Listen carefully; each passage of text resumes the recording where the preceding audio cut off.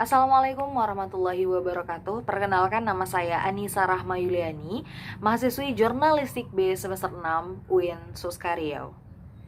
Baik, di sini saya akan memberikan hasil wawancara saya bersama 3 narasumber terkait analisis media konvensional televisi dan media online YouTube. Berikut wawancara saya.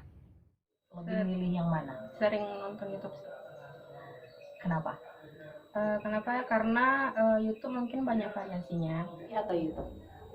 Lebih minat, lebih suka YouTube. YouTube. Ya. Kalau pribadi itu tergantung. Misalnya kalau di rumah otomatis kita kan pakai kuota sendiri, nggak pakai wifi gitu. Kalau misalnya di kos kan ada wifi, jadi lebih cenderung ke menggunakan media sosial seperti YouTube gitu kan. Jadi kalau misalnya jarang menggunakan ini, jarang menonton televisi. Tapi kalau misalnya lagi di rumah itu kan kita kan kondisional, pakai kuota gitu kan. Jadi sesekali nonton YouTube dan lebih kebanyakan nonton televisi. Mungkin dari pribadi pengennya sih lebih kreatif, atau memberikan konten-konten yang baik kepada masyarakat. Mungkin kita banyak ketahui sekarang banyak konten-konten yang lebih menjerumuskan ke dewasa ya, kalau saya tahu. Lebih banyak mereka tuh mengedepankan program-program yang memang edukasi. Boleh aja kalau bisa kita hiburan, boleh kita kayak mengedepankan minat dari penonton, tapi kita lebih, ya pasti kita harus seimbangkan dengan edukasi dan hiburan untuk mereka semua. Kebanyakan sekarang kita ketahui bahwa banyak di COVID sekarang mereka banyak mengambil konten dari YouTube. Mereka kayak melihat dari viewersnya yang banyak, kemudian dipindahkan ke televisi, sehingga dia tuh kayak narik banget profitnya di situ. Mereka tuh mentingkan rating tinggi, udah misal sehari nih ratingnya tinggi, terus mereka makin depan-depan itu makin ada. Jadi kita sebagai penonton ya, untuk kaum kita sendiri, misalnya kalangan-kalangan remaja, mungkin kita udah biasa karena kita udah sering nonton di YouTube kan. Emang udah disering diulang-ulang juga dan bervariasi juga di YouTube, tapi dipindahkan lagi ke TV, jadi kita tuh kayak merasa bosan kalau misalnya kita. Tapi kalau misalnya kayak ibu-ibu atau apa, mungkin itu hal yang baru mungkin mereka kan, jadi tahu kehidupan mereka, tahu kehidupan selebriti itu kayak suatu hal yang memang menghibur banget gitu sih menurut saya. Jadi lebih tingkatkan lebih tingkatkan kreativitas. Oke, terima kasih. Sama-sama. Jadi kalau menurut pendapat saya tentang TV, stasiun televisi di Indonesia, apalagi saat ini kan sedang ada musibah COVID-19. Jadi siaran yang ada di televisi Indonesia tuh ya kurang menarik, karena kebanyakan kita lihat misalnya seperti Trans TV, Indosiar, Trans 7 itu saat ini tuh banyak drama atau film dari luar negeri yang tayang daripada ada dalam negeri sendiri. Kalau menurut Anda, sekarang kan televisi itu ada positif dan negatifnya, itu tergantung kita bagaimana dia bertahan dan menarik itu. Televisi Indonesia tuh dia tuh harus kayak membuat program-program yang diproduksi secara internal. Misalnya tuh kayak in-house production, itu kan memang dari Indonesia sendiri. Kalau misalnya kayak ada kayak dari Barat, Thailand, itu lebih ke banyak negatifnya. Misalnya kayak budaya, kita bisa ngikutin budaya Baratnya, misalnya ada pornografinya, ada cybercrime-nya, atau ada bullying-nya gitu kan. Walaupun dia menggunakan kekerasan yang pakai properti yang aman, cuman kan nggak semua usia menonton, nggak usia ke atas yang nonton. Maksudnya di sini anak-anak juga ikut nonton gitu kan.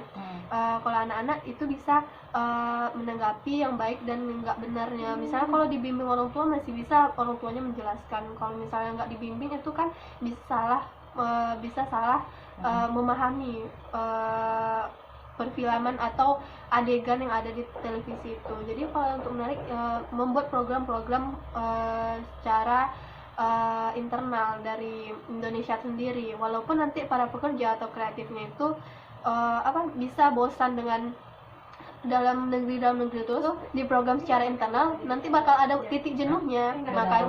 Makanya dari itu para pekerja atau kreatif mengikuti zaman yang sekarang kan lebih ke digital. Nah, itu dia wawancara saya dengan ketiga narasumber, di mana bisa kita lihat jawabannya bervariasi. Untuk pertanyaan pertama terkait lebih memilih TV atau YouTube, kebanyakan dari ketiga tersebut memilih YouTube. Namun untuk narasumber yang terakhir, beliau mengatakan tergantung situasi ataupun kondisi. Misalnya di kos, di kampus, mungkin lebih ke YouTube. Namun ketika sudah di rumah, lebih memilih televisi. Karena seperti yang bisa kita lihat, perbedaan yang paling mendasar dari televisi dan YouTube adalah dari pengaksesannya sendiri. YouTube kita harus ada kuota internet, sedangkan TV tidak perlu.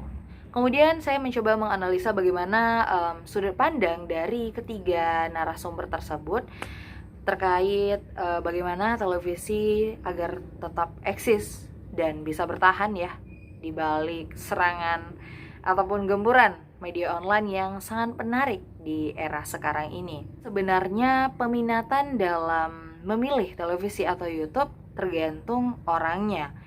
Rata-rata usia seperti mahasiswa ataupun pemuda-pemudi lebih cenderung ke YouTube. Namun untuk para orang tua ya, itu kebanyakan memilih televisi. Jadi baik televisi ataupun YouTube memiliki kekurangan dan kelebihannya masing-masing. Dan saran untuk televisi agar tetap eksis ya di tengah gempuran media online yang sangat berkembang dan menarik saat ini, yang pertama mungkin bisa ditingkatkan kembali kreativitasnya dalam menayangkan program-program yang ada di televisi tersebut. Karena seperti yang kita tahu, kualitas ataupun kreativitas suatu program televisi sangat menunjang untuk menarik penonton. Kemudian untuk tayangannya juga dilihat kembali nih, mana tayangan yang bermanfaat, yang kurang layak mungkin. Walaupun di TV sudah ada KPI yang mengawasi dan juga YouTube ada undang-undangnya, sebagai tim produksi kita juga harus tetap memperhatikan hal tersebut. Karena kita tidak hanya menayangkan untuk orang dewasa saja, namun anak-anak juga ikut andil dalam melihat ataupun menonton televisi. Dan untuk di tengah pandemi saat ini, terkait informasi sendiri itu sudah banyak sekali ya televisi yang memberikan informasi-informasi terkait COVID-19.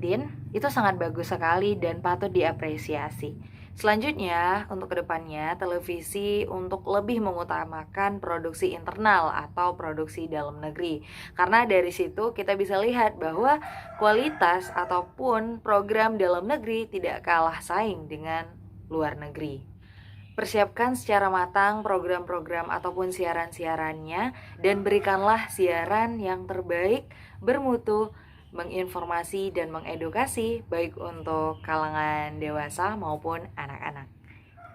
Tetap semangat dan jayalah televisi Indonesia.